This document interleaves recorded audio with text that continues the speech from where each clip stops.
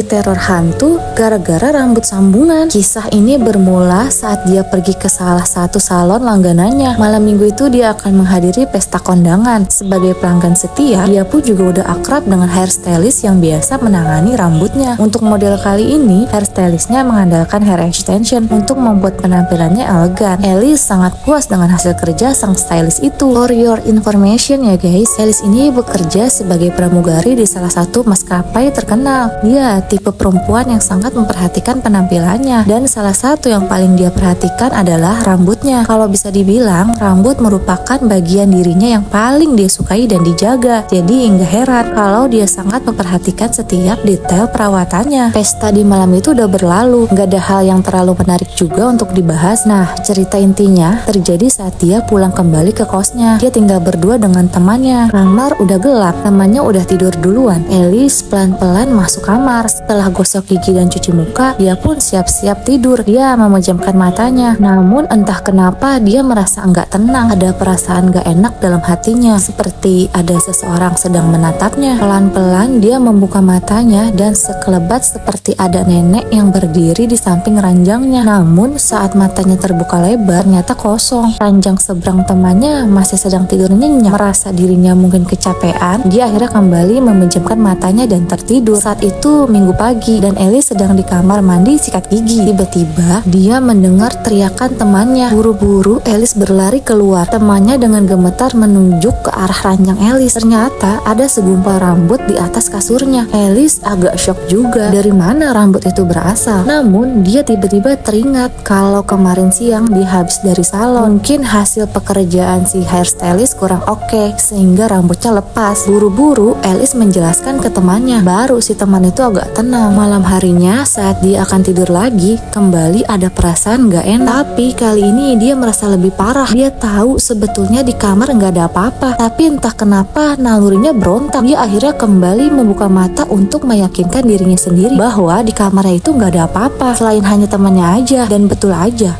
saat dia membuka matanya, seorang nenek berdiri tepat di sampingnya. Alice mengusap-ngusap matanya, tapi nenek itu masih tetap ada. Alice sangat ingat, itu adalah bayangan nenek yang dia lihat sekilas semalam. Nenek itu terlihat sangat tidak senang. Mulutnya bergerak-gerak seolah-olah membicarakan sesuatu. Jantung Alice berdegup kencang. Nenek itu terlihat sedang marah-marah, tapi suaranya terdengar seperti bisikan yang kacau. Alice nggak menangkap apa yang diomongkan sang nenek. Dan dengan sangat tiba-tiba aja, suara bisikan itu berubah menjadi teriakan nyaring. Kembalikan rambutku! Alice langsung terbangun, sekujur badannya berkeringat. Di luar masih malam, tapi dia nggak bisa tidur sepanjang malam setelah itu. Mimpi tadi ternyata nyata. Dia mulai merasa ada yang nggak beres dengan rambutnya. Tapi ada apa dengan rambutnya? Lalu dia pun teringat dia menggunakan sambungan rambut. Mungkinkah itu penyebabnya? Hari Senin pagi, Alice buru-buru ke salon untuk meminta kejelasan ke hairstylistnya itu. Sang hairstylist nggak bisa langsung memberikan jawaban, tapi berjanji akan mencoba melacak kembali asal-usul rambut itu. Beberapa minggu kemudian akhirnya Alice pun mendapat jawaban. Ternyata rambut yang dipasangkannya itu adalah rambut asli milik seorang nenek. Nenek itu sangat menyukai rambutnya dan merawatnya dengan sangat baik. Saat meninggal, ada salah satu anggota keluarganya yang memutuskan memotong rambut sang nenek untuk dijual karena rambutnya yang sangat bagus dan panjang, dan rambut itulah yang dipakaikan ke Alice. Nenek itu seperti nggak suka rambutnya dipakai siapapun. Itu sebabnya Alice diganggu. Setelah mengetahui kondisinya seperti itu, mereka akhirnya memutuskan untuk membakar rambut itu. Dan setelah itulah Alice pun baru bisa merasa lega.